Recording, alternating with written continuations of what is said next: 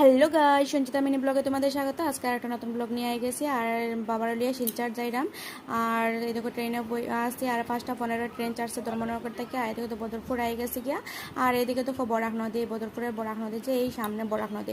যাই হোক, তারপরে স্টেশনে শিলচর স্টেশনে আইয়া নামছি। আর শিলচর স্টেশন থেকে একটু জায়গা হাঁটতে হাঁটতে গেছি গিয়া। ভাবলাম যে একটুখানি খাওয়া দাওয়া করিয়া তারপরে যাই, কারণ আস্তার দিন বইতে লাগবো।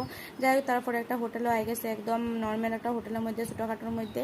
কারণ একটা নামি দামি হোটেলের মধ্যে ঢোকার মতন মানে ক্ষমতা নাই, এটার লাগিয়া। যাই হোক, তারপরে এখানে একটুখানি ভাত টাট খাইয়া আর মেডিল্যান্ড গেছি গিয়ে। আর আমার মজুমদারকে দেখাইমো, মানে কিডনির ডাক্তার, তার লাগে আই দেখো হসপিটালটা কত বড়। যাই হোক, তারপরে এখানেও মানে বড় মশাই ভিতরে ঢুকে দেখা যায় আমার মজুমদার এখানে বইব কিনা।